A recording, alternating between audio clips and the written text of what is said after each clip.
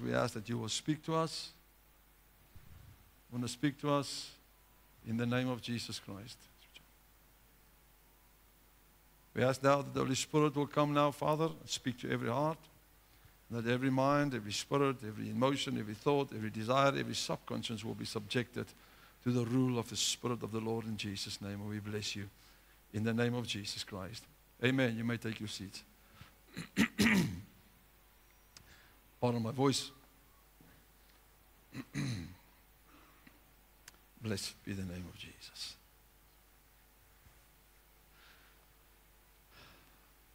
Have you read in the Bible that the Bible says, Jesus says, there's many members in the body, but there's one body.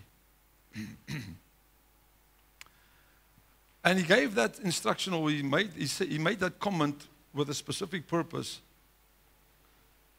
so that everybody will understand and get the picture of where they are supposed to be.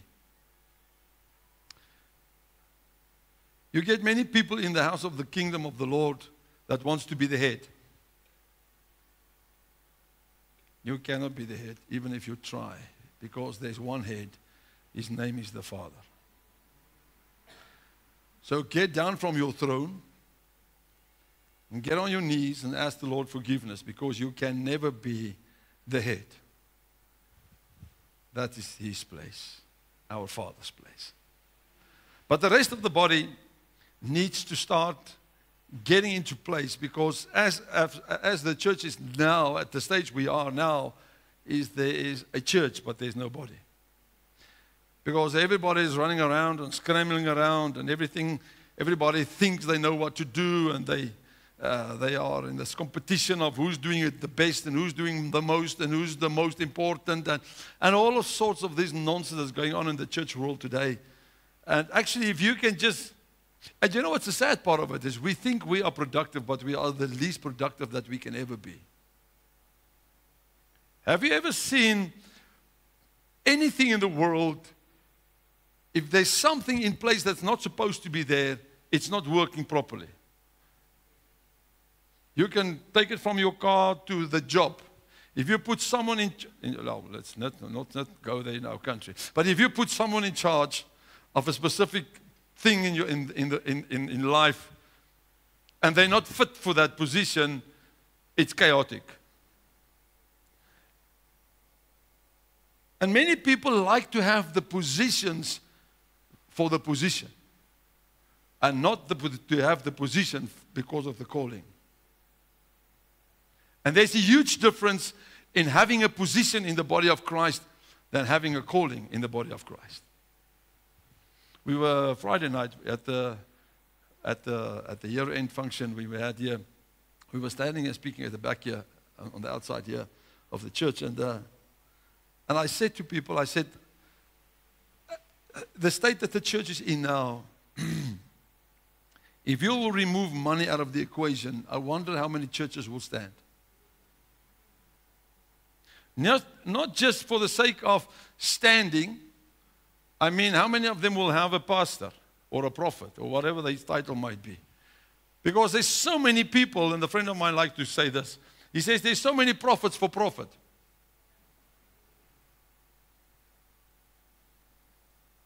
You see, this is the difference in the kingdom of the Lord. Is if you are having, and I mean you have a calling on your life that God has called you, then your focus and your purpose is quite different to the guy who has a job.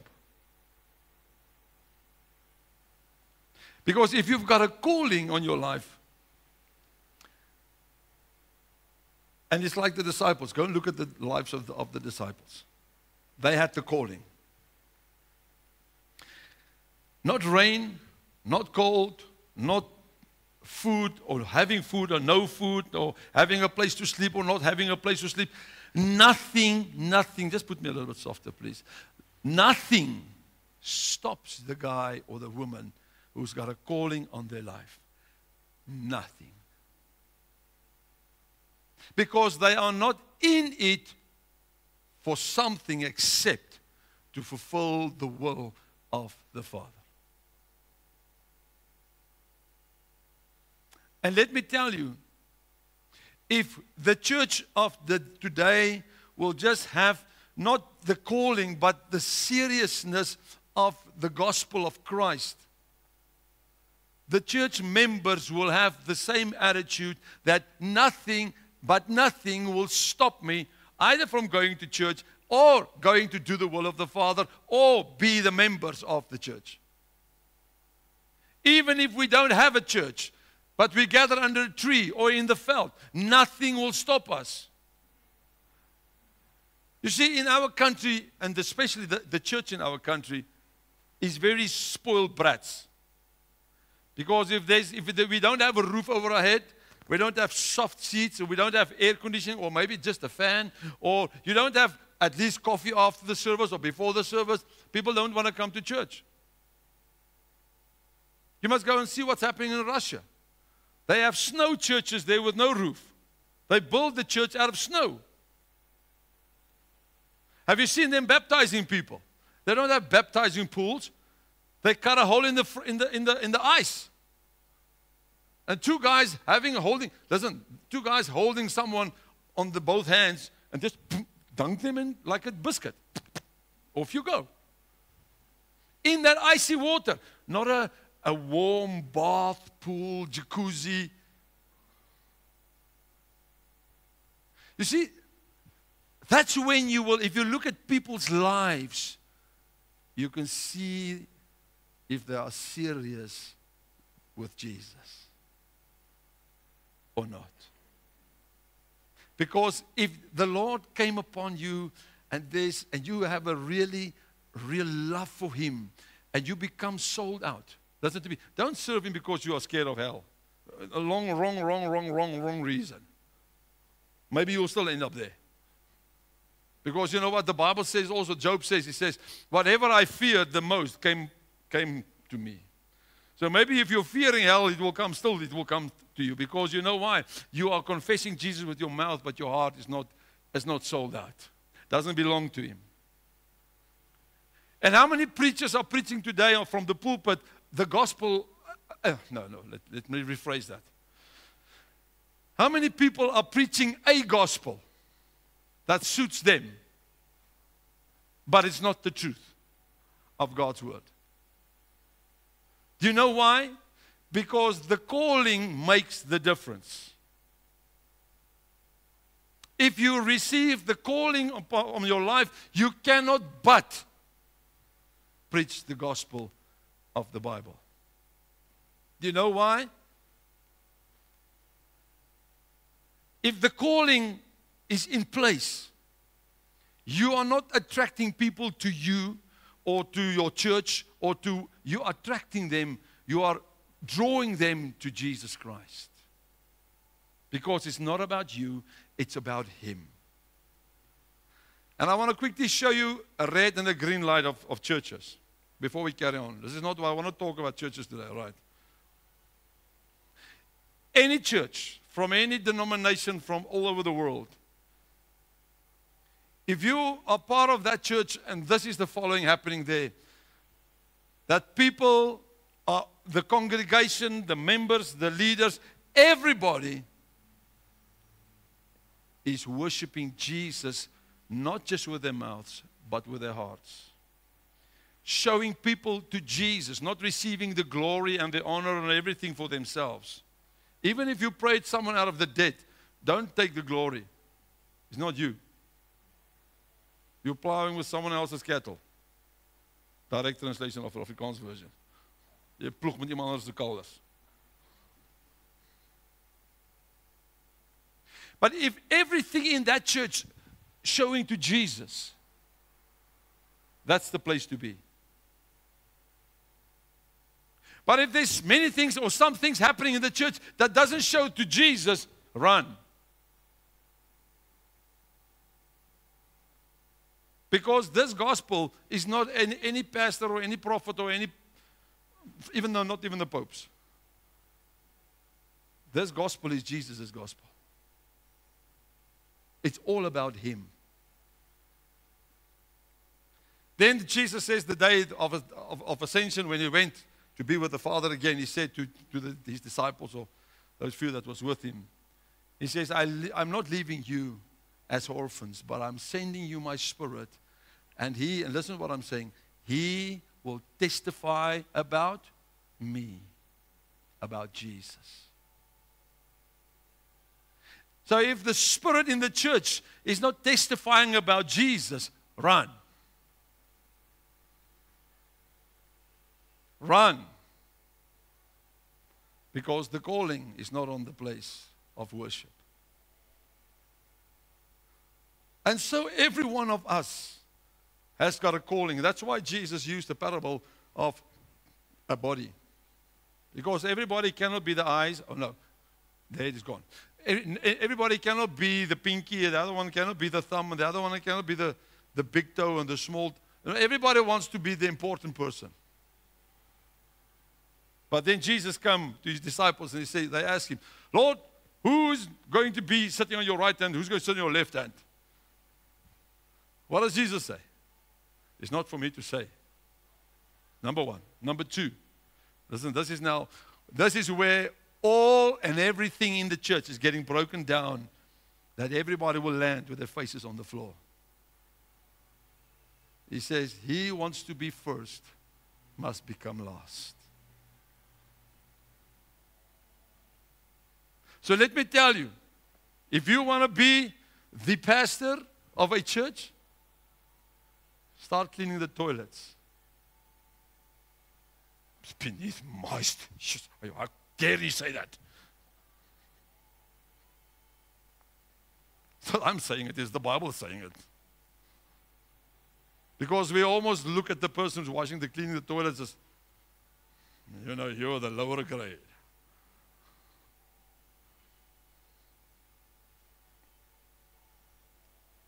But maybe it's time for you and me just to get to the place and say, Lord, what is the little puzzle blocky that I must fit in this ministry, in this congregation? What is my calling for this place? And you know what? If God has called you to sweep the carpets, then stay sweeping the carpets until He elevates you. Don't try to elevate yourself because you're going to fall off the table like Humpty Dumpty. Stay in your lane, what God has called you for. If He called you to be, what did your daughter say to me on Friday night? She's a feeder. That's the word I think she said to me. Is that what she said? No, feeder. If God has called you to be a feeder, you know what's a feeder? It's not a force feeder, no. It's just a feeder. It is someone loves to serve other people with food, and it's a servant. Now, if God has called you to be that, then be that.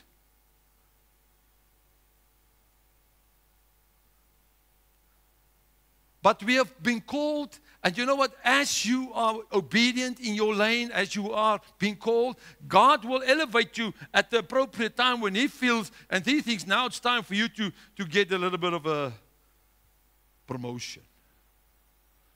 Don't come and ask the pastor, can I have a promotion? You're not. There's no promoting in this church. Sorry. If He doesn't promote you, nobody promotes you. But if God has called you to be evangelist, then you need to start getting yourself equipped to be an evangelist. If God has called you to be in the kitchen, then don't put me in the kitchen. You might not like it. Sometimes you will smell that horrible, it was supposed to smell lovely, but there's a horrible smell coming out of there. And then you will know Ferdy's in the kitchen.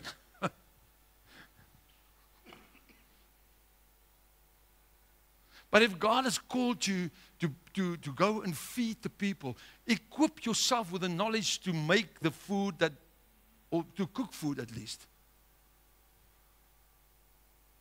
If God has called you to be whatever, you need to get yourself in that frame of mind to get to that place where that is my calling. If God has called you to be a teacher, equip yourself with the knowledge to teach. But remember, a teacher is not a preacher. You get many people in churches that they start teaching people, and then all of a sudden they start taking the church over because, the wisdom of this man. Really? It's not about his wisdom. It's about Jesus. You're hanging the wrong person. You're clinging to the wrong person's lips. If he hasn't got Jesus, he will not have the wisdom. If he doesn't have the Holy Spirit, he won't have the wisdom. So don't focus on the person. Focus on Christ. He's just the hosepipe that God is using to teach you or to preach to you.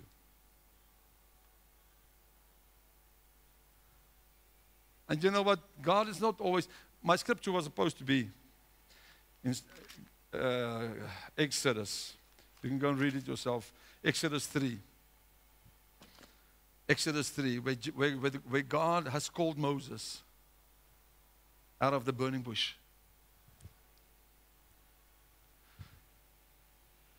Did Moses know what was expected of him? No. Did he knew all the holes that he was going to fall in and all the traps and all the murmuring and groaning and moaning of the people? No. If he knew it, he would have never signed up for the job. So God has called you for a specific purpose and a specific reason. And you need to honor Him by obeying Him. Because that's obedience, is obeying Him when He calls. And you see, what we've never been taught in church is how serious actually the calling on your life actually is. If God, the God of heaven and earth, is calling you, that's an honor. That's a serious honor. If the God of heaven and earth is calling you for a specific purpose. When He called Moses, what did He tell him? He says, take off the shoes of your feet, because the ground that you're standing on is holy. God means business. And we all want to see revival, and we all want to see the world saved, and we all want, some people even want the devil to be saved. And many people are fasting and praying for that. I don't know where they get that from, but in any case. So,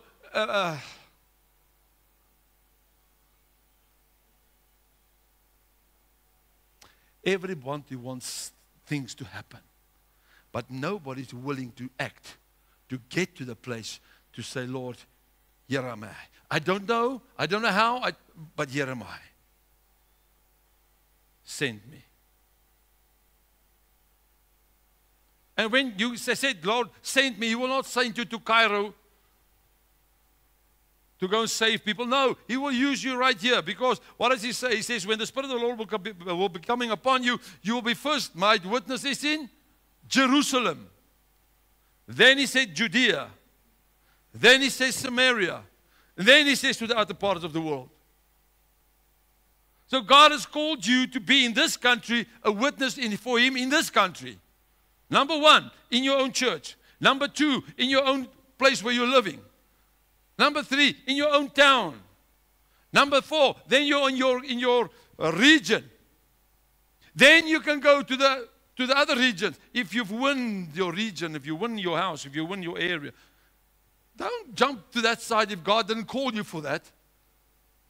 Now we're wondering why so many evangelists in other parts of the world is not being successful. Because you haven't been sent. You wanted to do something out of your will, but you haven't been sent. A couple of years ago, I spoke to a missionary. They were living in a specific country. He and his wife got missing.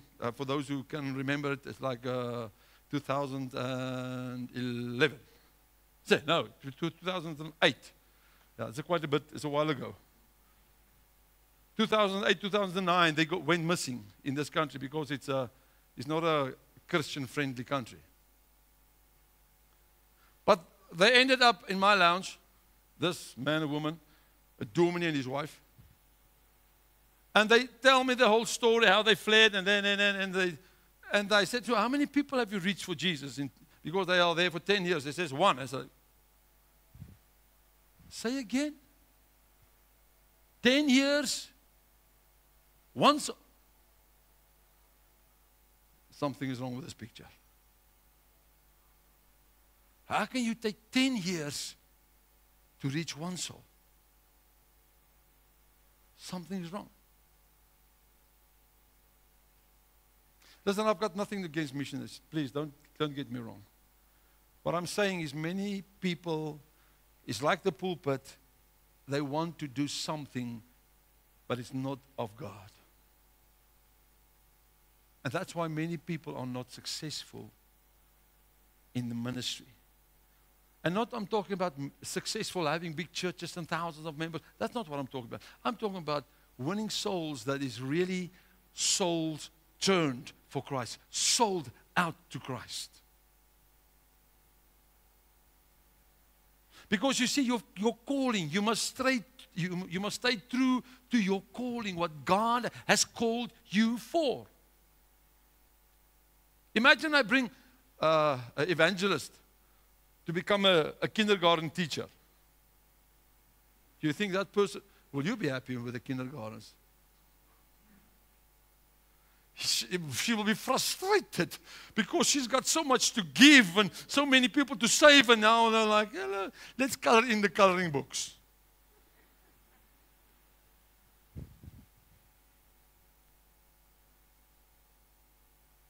But God has called you, and that's why the body is not working and functioning as it's supposed to function, because nobody wants to take up the authority and the ability and the responsibility of their calling.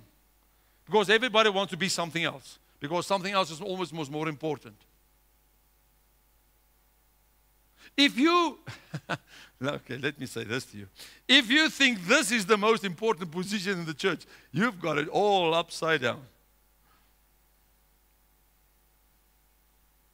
This is not the most important position in the church, to stand behind the pulpit.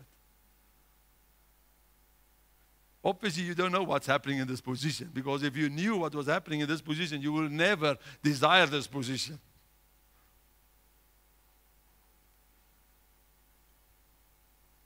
You know what, for me, according to Fadi's version, is the most important position in the church? Is those people that you never see and you never hear about them. They call themselves intercessors. Because they're always behind the scene, always praying for everyone, and even for this guy or this woman in the front here. They need to pray for him or her. But nobody knows about them, nobody sees them, and nobody even giving them glory or honor or any recognition, because nobody knows about them. They are the most important people in this church. You know why? Because they carry this church in prayer. So don't desire this position. This is the worst position you can ever desire. Because Jesus also said in the Word, He says, do not appoint too many teachers.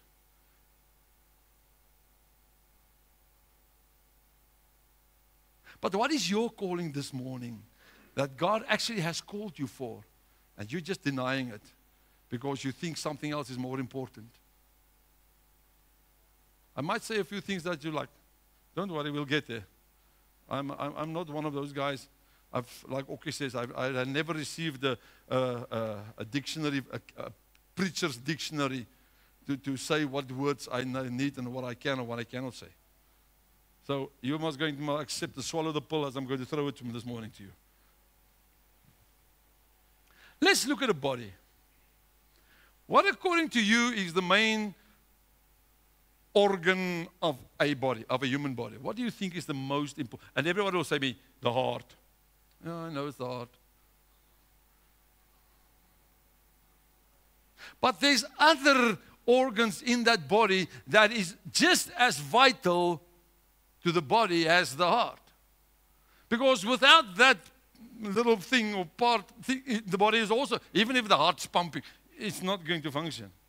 You are still going to die with a pumping heart.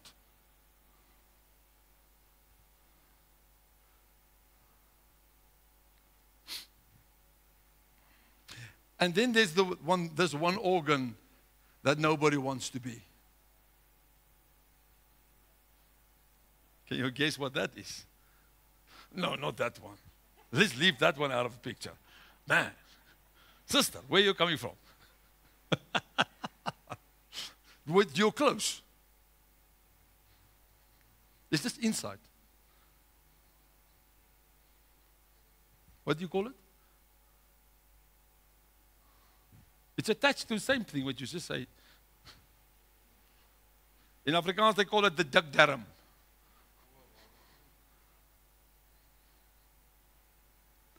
Nobody wants to be that thing because that's a filthy, yucky job. But without it, the body is not going to function. It's an organ that nobody wants to be, but it is a vital organ to the body. Without it, the body cannot live. It's going to die.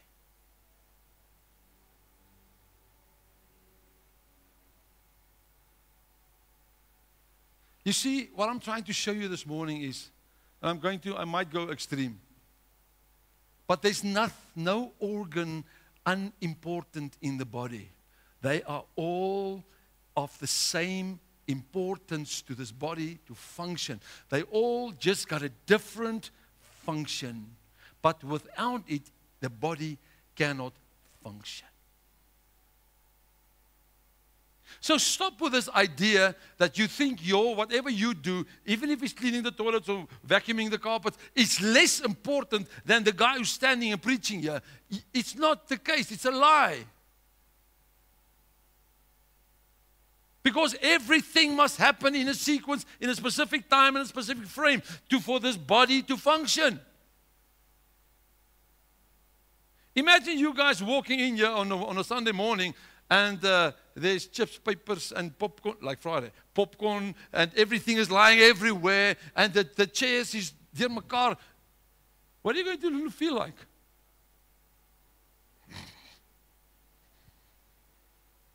You'll be disgusted. But you know, there must be someone coming to clean. There must be someone to move the chairs in line. There must be someone cleaning the toilets for everybody to enjoy this atmosphere. But what is your calling this morning? You know what? There's other people also in the background that nobody knows about. We call them kingdom financiers. God has placed on their hearts to finance the ministry. You won't see them digging in the garden or mowing the lawn. You won't see them. They are like the intercessors. They're just behind the scenes, busy operating. Nobody knows about it. And everybody thinks, "Ooh, this church is blessed." You don't know how much that guy and that woman is busy praying for their own finances to get to a place where they can bless God's house with finances. But everybody just thinks everything is just happening. But you don't know how much God have to bless people behind the scenes for you to be able to sit here. So if everybody can just, like Moses, just do what God has called you to do, the body will run smooth, no hiccups, there won't be competition. Tannie Grita won't challenge me to go, "I want to preach," because she says she can preach better than I can.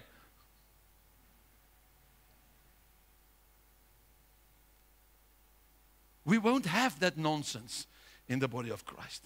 Because everybody fits like a glove in their little section that God has called them for.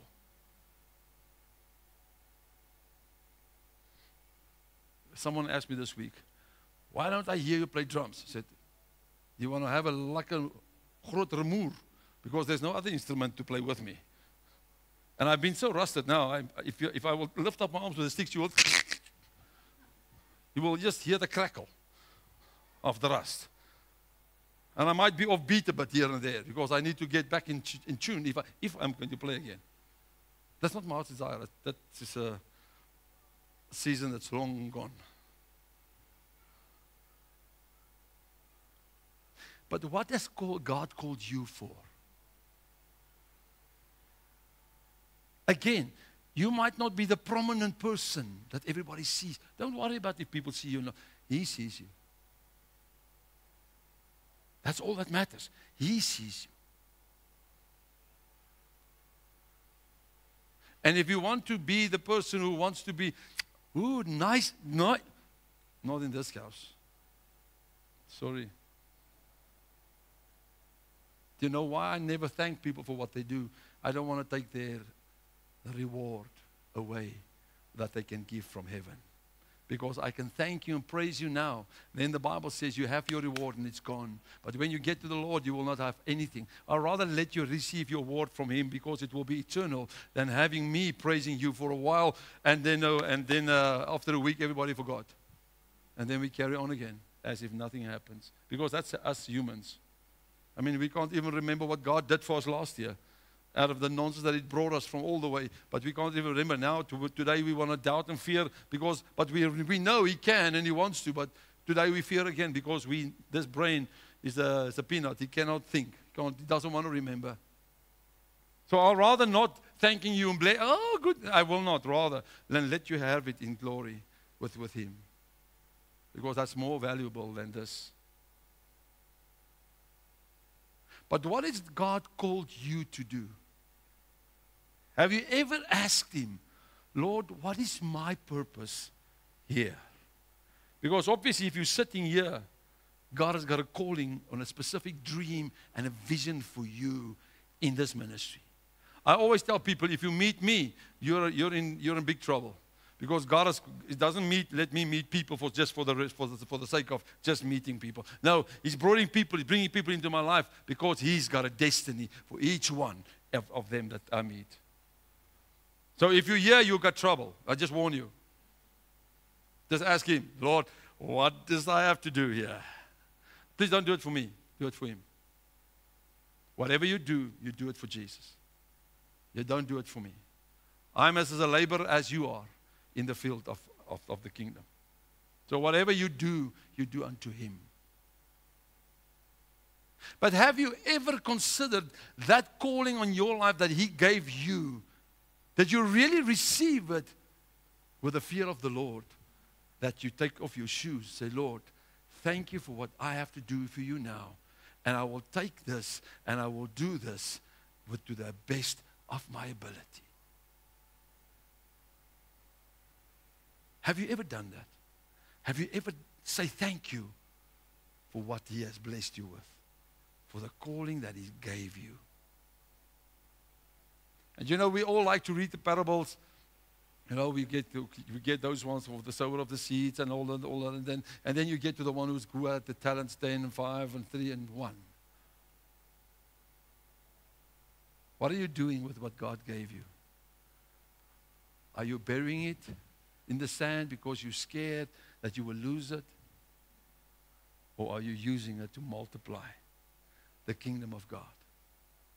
You must realize everything we do in this house and in this ministry is for the kingdom of Jesus. It's got nothing. You will not find my name anywhere attached. Thank God for that. He made sure of that. He can move me tomorrow and then someone else can carry on. Because this is His house.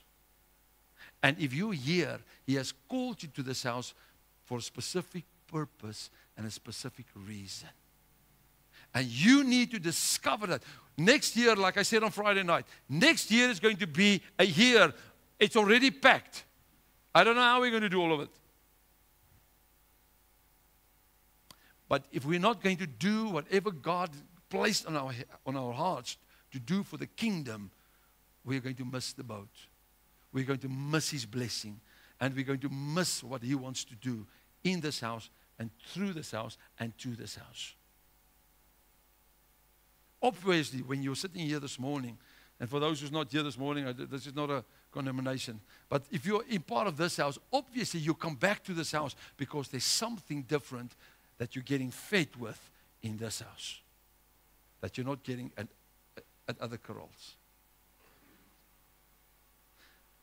And all we have to do is just to become the body of Christ. You do your part, I do my little small part, and everybody does their little part, and everything just goes according to God's word and as He plans and as He features the body to function. Thank God He took the mouth up to the head, because there's many mouths down here. Have you heard them? It's like that. What do you call those people talking out of their stomachs? Ventriloquist. Ventriloquist. Ventriloquist. All the same thing, man. Just a different source. It sounds like they become like the ventriloquists. What's an ventriloquist? Is there something like that? They're speaking, but it's not God speaking. You just hear the rumbling and mumbling down here, and it's all creating chaos because it's not God speaking, it's someone else speaking from a different place except the mouth. Because people want to be the head. People want to be the mouth. No, you're not. It's His.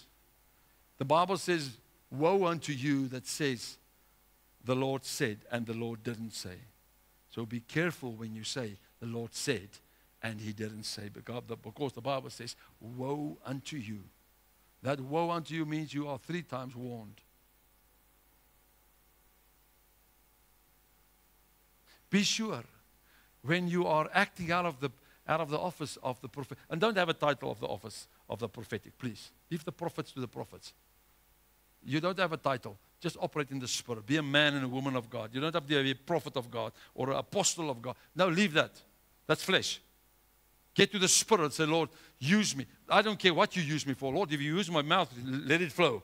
But I don't have to have when I speak. No, that's flesh.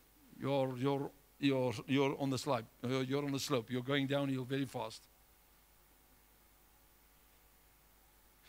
But if you've got the gifts of the Spirit and God wants to prophesy through you, just allow His voice to prophesy through you, but don't have an attitude about it.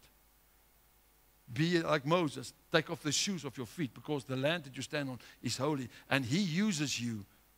He's using you in that prophetic calling because you've got a gift, not an amp. Not an amp. What's an amp? A title. You don't receive a title, you receive a gift. That's the difference. And God will develop that gift in you if you persevere in humility before Him. The key word, humility, because then He can trust you with His power. Then He can trust you with His Holy Spirit. He can trust you with the gifts of heaven. He can trust you with His voice. But without humility, you're not going to go anywhere. I can promise you now. Because the Bible says God resists the prideful. So if you come and stand in any congregation or any ministry and you want to be arrogant, I assure you God will resist you. He will push you away. Because that's not God's heart. And if you look at Moses' life, you will see who is he calling. He's not calling the wise people up there. And if you're a wise man down here, please don't forgive me. I don't say he's not going to call you. But usually he's using those who people don't want. Moses was a murderer. Moses was stuttering. And he called him. He called him. Say, go and fetch my people. And I think Moses was one of the men in the Bible that did some of the greatest miracles that ever existed in the history of this world. God did only once in the existence of this whole world once. He cleft the sea for His people. Once. Never used anyone else to do so. Because God knew Moses' heart. He knew the calling. When He placed the calling on him, He knew he will accept it with the fear of the Lord. Because He knew the God of that burning bush was calling him for a specific, powerful calling. Don't put yourself in a place, but I'm not called to be this. No, nobody have to be a general. And everybody cannot be generals, all of them together. Because you need people that function. As God is the head, and He needs a body to function, so is there generals that needs people for them to function. In your calling. But your calling must be, listen to me, even if you clean the toilet or vacuuming the carpets, the anointing of the Holy Spirit can still be upon you. The anointing doesn't just rest on this man. Do you know why? When you finish cleaning the toilet there, man, and there's people need to be prayed for, you can come and pray for them maybe, and your anointing can hit them, even if you just clean the toilets at the back there.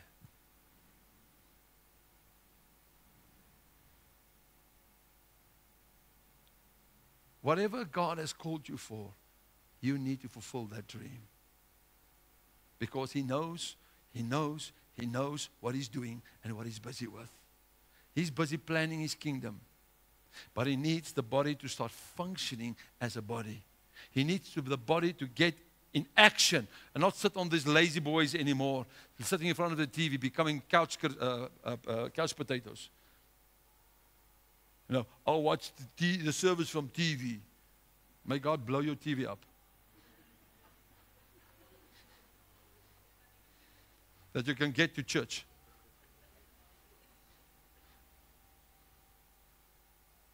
Man, I'm so sick and tired of Christians and people saying, I'm serving Jesus. But if you look at their lives, it is not the case. I'm so sick and tired of this world and all these empty promises and how the church is functioning. But Jesus is not there. I'm so sick and tired of it. Because there's a real body that needs to start standing up, be awakened that Jesus can be King of Kings and the Lord of Lords in this world again. Because this body must go out there and demonstrate the head of this body and show them the real God of heaven and earth. Not the fake God that's making fake promises. No. If you're being touched, we heard this morning, testimony on testimony, how God is healing people. 2 weeks ago, I heard a lady, we prayed for her here, and maybe she will still come and give her testimony. But God has healed her from a very, very aggressive cancer. Instantaneously. She went to the doctor. She went back to the doctors 2 weeks ago for scans. The doctor says, this is only a miracle. You see, that's what we want. We want the world out there to confess that there's a God that still does miracles. When God does miracles, it's not for my glory, it's for His glory. When He uses me, I thank Him, and I'm so thankful that He uses me. I don't have a big head because He's using me. I'm just so thankful that He does, because it's such a privilege to serve Him. Sometimes when God does something, I'm like, oh, I'm amazed. Oh. But that's what it's all about. It's about Jesus. And He has called each one of us for a specific calling, to glorify His name. Not your pastor, your prophet's name, or even the church's name. No, to glorify His name. So whatever we do, the Bible says, whatever we do, let us do it unto the Lord.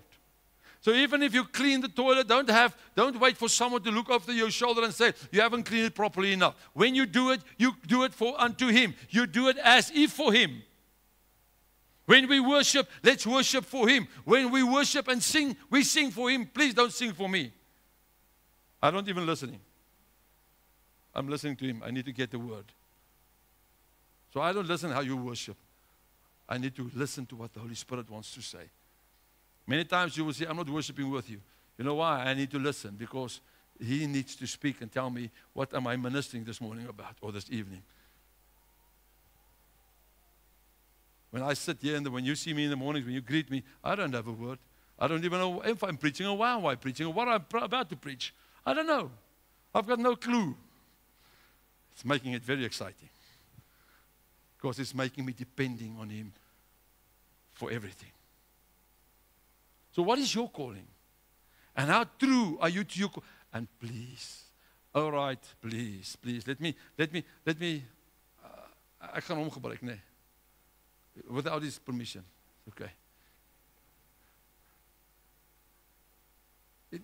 Don't come with the story to me and tell me, I cannot do something for the Lord, I'm an introvert. You was. Ask him. You see what I'm saying? This little chap who was an introvert, almost 2 years ago when he walked in here, he couldn't look people in the eyes. And God changed him. Changed him completely. We were discussing him this morning, how God changed him. And what we saw when we came in here and how what we see now in this young man's life. How God has lit him up. Make him excited about the Lord, excited about the Holy Spirit, excited about the Word. Sometimes he's asking for steak and he's choking on the steak still, but he still chews it. He still learned to chew. He said this morning, I want a bit of milk. I said, why? You ask for steak. You can't ask steak and you get milk. If you ask for steak, you're going to get steak. But you know what? If you can just realize how important you are in the kingdom of heaven. That little corner that God has called you for is one of the most important things for Him to do for you. That's why He called you. That's why He wants to release you in that calling. And like I say, please stop with this competition of who's important, who's not. Everybody is. Everybody is important in the kingdom of heaven. Doesn't matter what we do. The kingdom cannot function without you. Have you seen these big machines? These big trucks? Have you seen you taking out of that gearbox a little gear like this?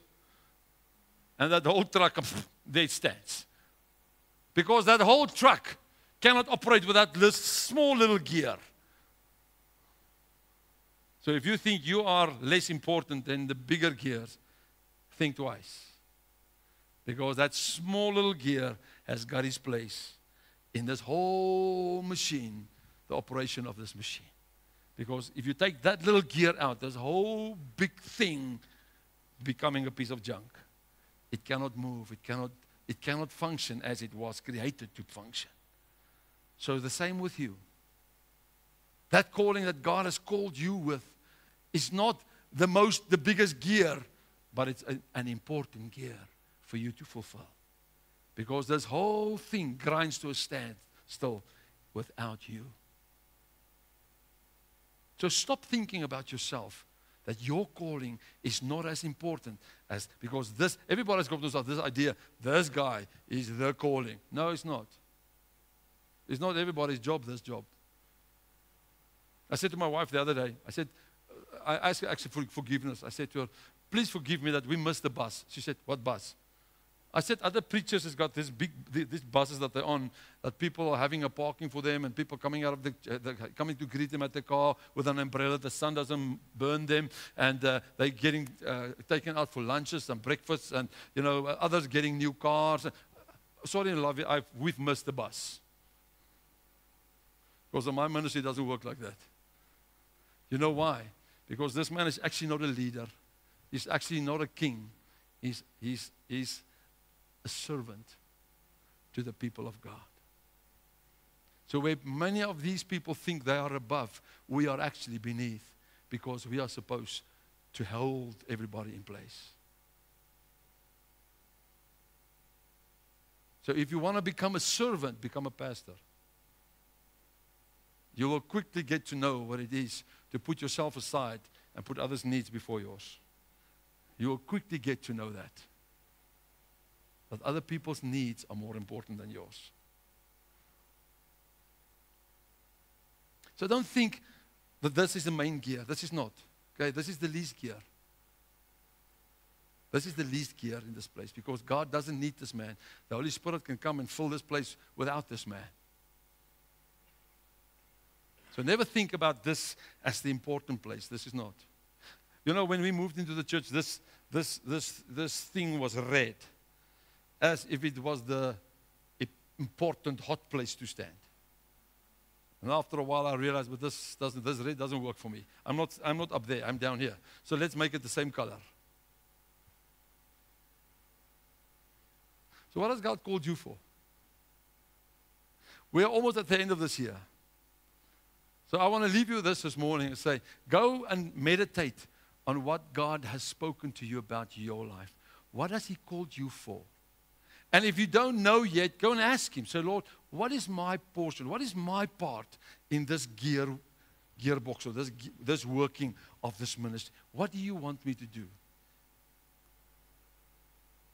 And if you go and look around the corner there, you'll see there's a big sign there. And you might find yourself in there somewhere. And then start praying for that whole working of that thing. Because that thing must take off very soon. Because Jesus is coming. And that thing must operate before Jesus is coming. And for those who doesn't know, I think we've got mostly maybe 8, if we're lucky, 10 years left till Jesus comes. Or before the Antichrist is here. I don't know which will be first. But we've got very little time to do much. We don't need to just save the world. We need to save the church as well. Because the church is lost today. Because they've lost Jesus. Because Jesus withdrew from many churches. Because the working of the Spirit is not there anymore. The Word of God is not being preached anymore. There's a feel-good gospel.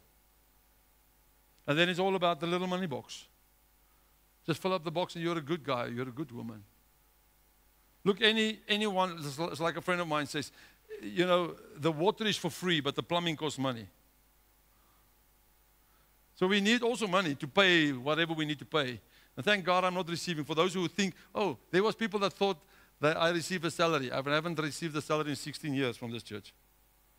Just for your information. I'm not getting a salary. Whatever I do it mahala. You know what the word mahala, ne?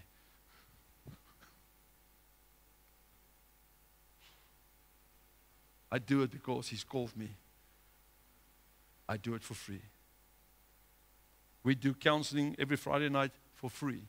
We don't ask money to pray for people. We don't ask money to do deliverance. I hear there's people that's asking money even to $800 a session to do deliverance. And I'm like, oh my God. That bus I've also missed. Thank Him. Thank Him. Everything we do in this house, I've never asked anybody for money. Because we do it for Jesus. Whatever we do it unto the kingdom. So what is your calling this morning? Is your calling less important to you than you think someone else's calling is? Or are you embracing that calling? Say, Lord, I'm going to take off the shoes of my feet because I honor the calling that you've called me for. I'm going to honor that calling by obey and start doing what I've been called. Even if you think it's not important, just obey Him. Obey Him. Obey Him. Obey Him. What is your calling this morning? And have you listened to what the Holy Spirit wants to say? I want you to close your eyes for a second. And I want you to allow the Holy Spirit to minister to your heart this morning.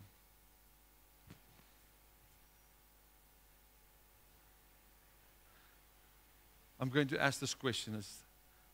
When God has called you, for whatever purpose He has called you, did you receive that calling with the fear of the Lord?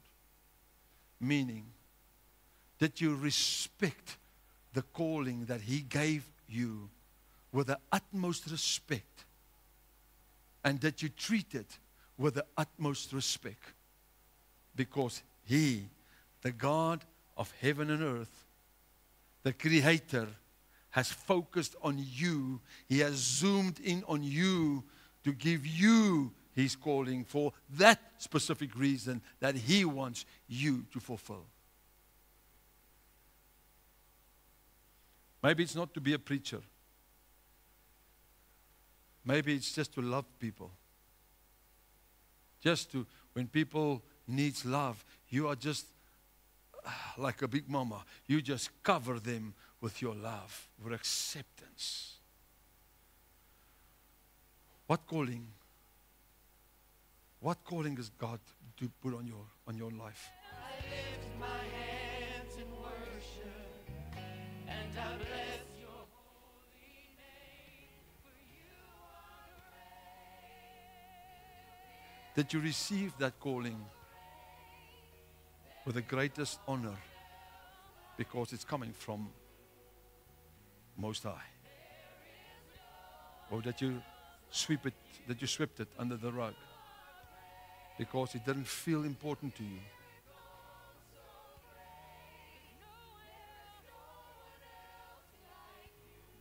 I want to challenge you this morning. Don't you want to go and lift up the carpet where you swept it under in and say, Lord, forgive me that I didn't take up,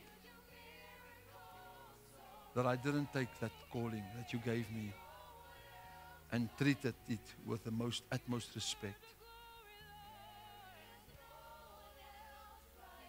You know, there's many things in the church that many people doesn't want to do. And one of the biggest things in the church that people don't want to do is street evangelism, because that's beneath them. And if you just understand, it's not beneath you. That's what Jesus came for. Maybe he found you also on the street. But he needs people to go out and take the love and the acceptance and the grace to the streets, to show people that never puts their foot in the church, to show them the love of Jesus. How do you expect the church to grow? How do you expect to save the world if we don't go out and preach the good news to them that never puts their foot in a church? And how many churches is out there that their doors are not open for them that's coming from the street? Doesn't look, doesn't smell, doesn't earn like the church is doing. How many times is the church doors being shut for those people? Instead of bringing people to Jesus, we want to bring people to the church. How are we going to reach the world if we are not fulfilling our calling on our life? How are we going to fulfill the dream and the vision of God in your life? How?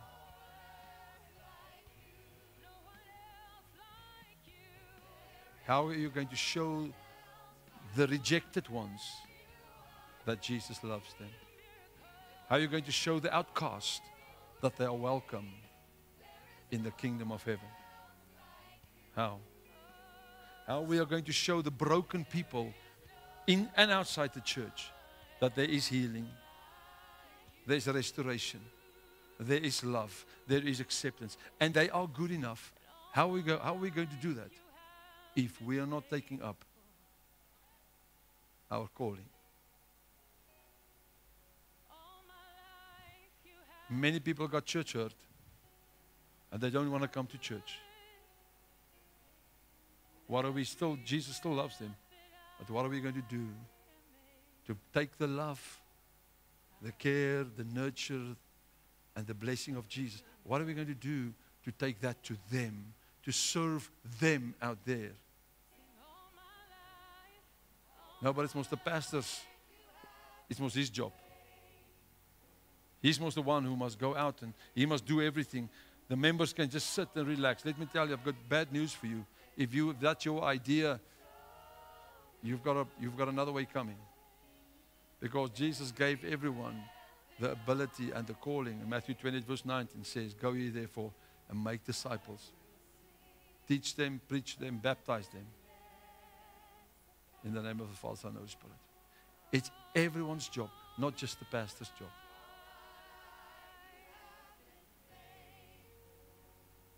What is your job in the kingdom? What have you been called to do? And you've got time from now till the end, to the beginning of next year, to ponder and ask the Lord, what does He want to do with you in and through this ministry?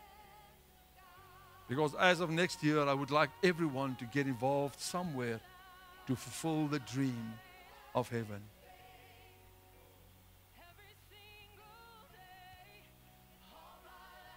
You know, if there's one intercessor, you're making the load on that one intercessor so heavy that they can't get enough sleep because they must pray. But if there's 10 intercessors, just imagine how light the weight will be. But this laziness of the church of the Lord, the laziness of the body of Christ must come to an end. where we take up the authority or the ability and the responsibility, saying, Lord, this is my calling for this ministry, and I want to do this because I do it for you. And again, I say, there's no calling less worth than the other one. All is the same because it's coming from the same Father. If God has called you to the technical team, you cannot sing, please don't become a worshiper. But God has called you for a specific purpose. Because He called you for the technical team. He wants to use your brain. He wants to use your hands. He wants to use the ability that He gave you. Maybe one of the talents that you got is not a voice. But don't let it stop you. You can still worship. You can still worship. But your calling is there in the technical department, where God can use your brain, the ability that He gave you. I mean, we had a technical team meeting the other night, and I listened to what people say, and I'm like, Lord, this is not my world. They're saying words that I've never heard. So we can't be everything everywhere. But fulfill that dream that God has got for you. If you're one of those people that must say this morning, say, Lord, I've neglected my calling.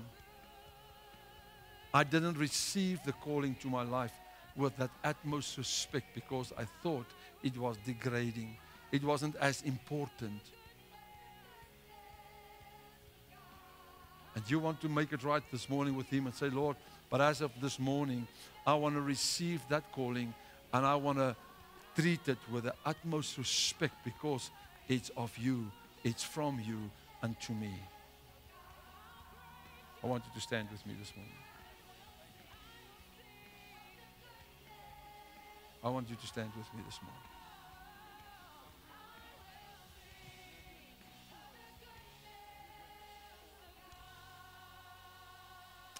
Thank you, Jesus. Thank you, Jesus. Please, every eye shut. It's not time to look around. This is a serious moment between us and God.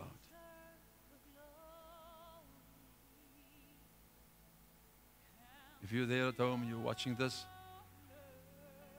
I would really invite you to stand with us this morning. But we're going to let you go now, but then ask the Lord forgiveness. Ask the Lord to help you to take your calling seriously and to treat it with that seriousness. So in Jesus' name, we want to let you go, and we want to tell you to be blessed in the awesome name of Jesus Christ.